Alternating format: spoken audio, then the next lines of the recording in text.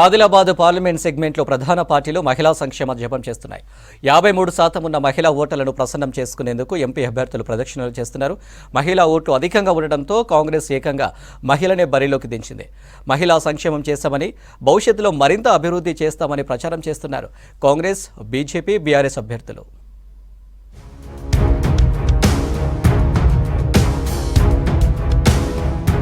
Adilabad parliament పరిధిలో 16,45,000 మంది ఓటర్లు ఉన్నారు. ఇందులో మహిళా ఓటర్లు 8,45,000 మంది ఉండగా పురుషుల ఓటర్లు 8 లక్షల మంది ఉన్నారు. ఓవరాల్గా ఈ ఎంపీ సెగ్మెంట్ 53% మంది మహిళా ఓటర్లు ఉన్నారు.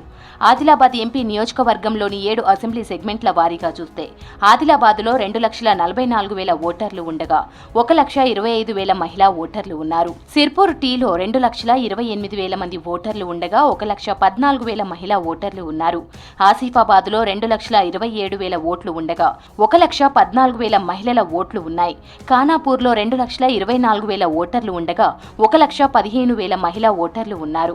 బోధులో 2,11,000 ఓటర్లు ఉండగా 1,09,000 మహిళా ఓటర్లు ఉన్నారు.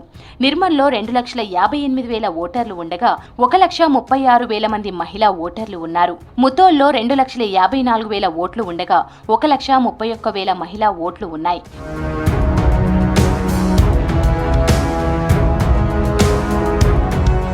మహిళలు పోటీ చేయడంతో సిర్పూర్ టీ, బెల్లంపల్లి, ఆసిఫాబాద్, ఖానాపూర్ అసెంబ్లీ సెగ్మెంట్లలో ఫలితాలు భిన్నంగా ఉన్నాయి. 2008 ఖానాపూర్ ఉప ఎన్నికలతో పాటు 2009లో సుమన్ బాయ్ ఎమ్మెల్యేగా గెలిచారు. 2014 అసెంబ్లీ ఎన్నికల్లో ఆసిఫాబాద్ నుంచి టీఆర్ఎస్ అభ్యర్థిగా కోవా లక్ష్మి, ఖానాపూర్ నుంచి రేఖా నాయకులు గెలుపొందారు. 2023 ఎన్నికల్లో మళ్లీ ఆసిఫాబాద్ నుంచి కోవా లక్ష్మి గెలుపొందారు. బెల్లంపల్లి నుంచి శ్రీదేవి, పాటి సుభద్రలు గెలుపొందారు. సిర్పూర్ కాగజ్ నగర్ నుంచి పాల్వాయి రాజ్యలక్ష్మి ఎమ్మెల్యేగా గెలిచి మంత్రిగా పనిచేశారు. 2009లో టీఆర్ఎస్ టికెట్ రాకపోవడంతో సుహాసిని రెడ్డి ఇండిపెండెంట్ గా పోటీ చేశారు. 2014, 2018 ఎన్నికల్లో ముతోల్ అసెంబ్లీ నుంచి రమాదేవి పోటీ చేశారు. ఆదిలాబాద్ లోక్సభ సెగ్మెంట్లో కాంగ్రెస్ నుంచి మొట్టమొదటిసారిగా సుగుణ కుమారి పోటీ చేస్తున్నారు. బీజేపీ, బీఆర్ఎస్ నుంచి గేడం నగేష్, ఆత్రం సక్కు ఎంపీ బరిలో ఉన్నారు.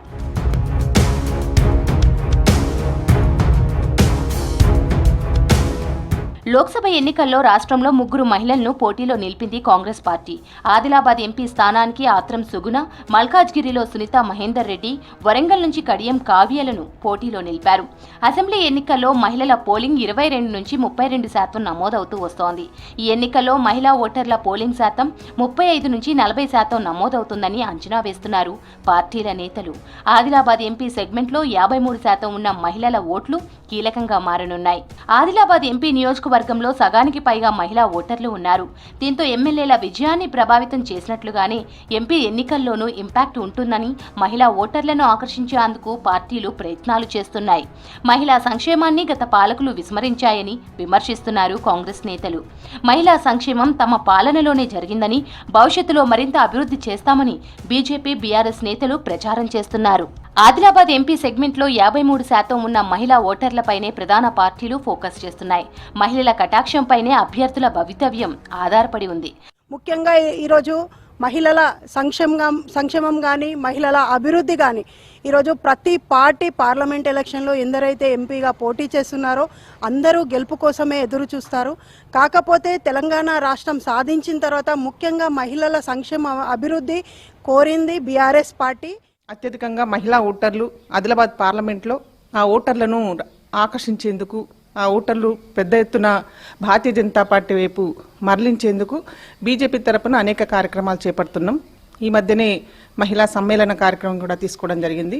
మహిళా శక్తివందన అనే కార్యక్రమాన్ని కూడా నిర్వహించి పార్లమెంటు స్థాయిలో మహిళా కార్యకర్తలందరినీ కూడా యాక్టివేట్ చేయడం జరిగింది. భారతదేశానికి స్వాతంత్రం వచ్చి 76 సంవత్సరాలు గడిచిన తర్వాత మొట్టమొదటిసారిగా ఆదిలాబాద్ చరిత్రలోనే మహిళలకు ప్రాధాన్యత ఇస్తూ మొట్టమొదటిసారిగా ఒక ఆదివాసీ మహిళకు అవకాశం ఇచ్చినటువంటి మొట్టమొదటి పార్టీ కాంగ్రెస్ పార్టీ. ఇటు బీజేపీ తీసుకుంటే 33% రిజర్వేషన్ అన్నారు. ఏమన్నంటే నారీ శక్తి అంటారు, నారీ వందన అంటారు. కానీ దేశం మొత్తంలోనే కనీసం 16% కూడా ఫిలప్ చేయలేదు. తెలంగాణలోనైతే కేవలం 2కే ఇచ్చింది. దీంతో మహిళా ఓటర్లు ఏ పార్టీ వైపు మొగ్గు చూపుతారనేది రానున్న రోజుల్లో తేలనుంది.